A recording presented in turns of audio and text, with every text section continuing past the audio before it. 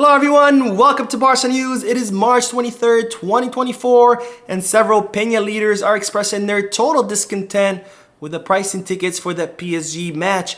Also, Barcelona have received a massive offer for Raphinha from Al Hilal. And finally, Joan Laporta has lashed out at Real Madrid. We have a lot to discuss, so let's begin.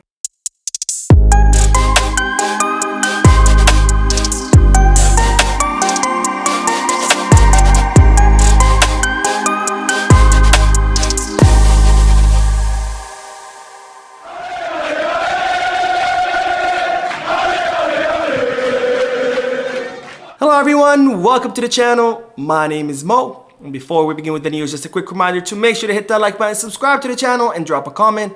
All of this helps this channel continue to grow. Also, if you are looking for any Barcelona jerseys or merchandise, make sure you hit the kickback. And if you are looking to place any sports bets, make sure you head to Bet Us. Both links for kickback and Bet Us are down below in the description. Now, I begin with the news that several Peña presidents are expressing their total discontent when it comes to the ticket pricing for that PSG match in the Champions League quarterfinals. In case you don't know what a Peña is, it's an official fan club recognized by FC Barcelona.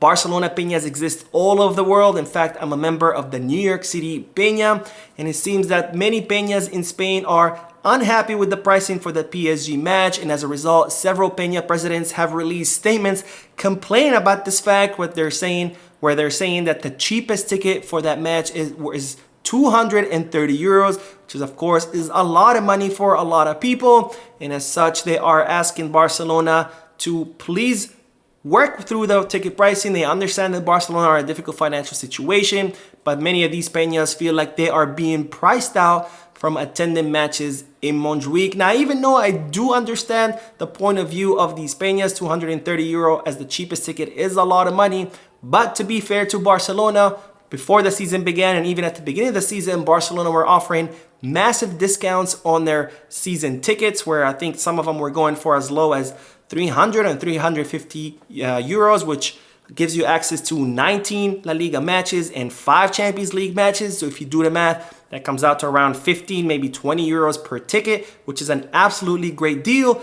And despite this great discount, many club members refused to buy those season tickets because it was Montjuic and not the Camp Nou, and only 17,000 members ended up buying the season tickets rather than the 35,000 that Barcelona were hoping for.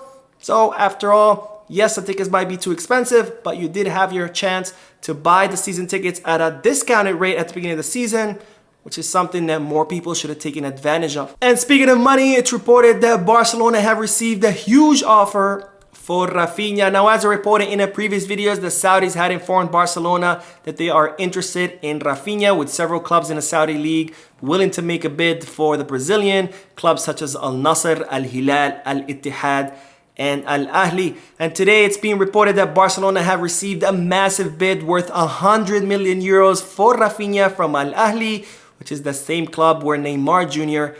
is currently playing. Now, given Barcelona's financial situation, they would definitely consider this offer in the summer transfer market, because Barcelona, after all, did pay 57 million euros for Raphinha, and by July they would have amortized around 23 million euros out of that. So selling him for 100 million euros would mean a profit of 66 million euros. So this would be a huge boost for Barcelona as far as their financial fair play. And not to mention that Barcelona would be able to remove Raphinha's salary off their wage bill, which is worth around 12.5 million euros, making him the 6th highest paid player on the squad. Now, of course, the question is whether Raphinha is gonna want to accept this offer, because as I reported in another video, it seems that Raphinha wants to stay in Barcelona, and he would only consider leaving Barcelona to go to a top team in Europe where he could compete for the Champions League. But it is reported that Al Ahli are willing to triple the salary of the Brazilian. So we're gonna have to see whether that would sway the mind of Raphinha. And speaking of massive offers, Joan Laporta in a recent interview confirmed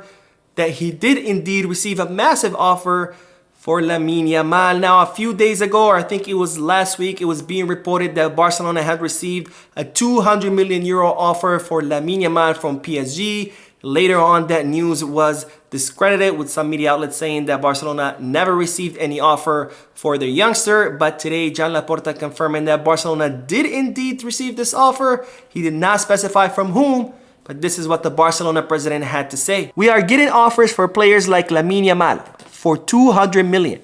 And we have said no, because we trust the boy in his sports projection and we do not have the need, on the contrary, to sell him. We are in the process of economic recovery and can already see the end of the tunnel. So Joan Laporta confirming that Barcelona did indeed receive a 200 million euro offer for Lamine Yamal. He did not specify who the offer was from. And of course, Laporta explaining that Barcelona rejected that offer because of course they do understand the potential that Lamine has. Now, Joan Laporta also specified or also mentioned that Barcelona have actually received offer for many of their youngsters, not just Lamine Yamal, all offers that were rejected. And in regards to that, Laporta said, we have had offers for Alejandro Valde, Fermin, for very important Gabi, Pedri, De Jong, Araujo, but we do not want to sell them.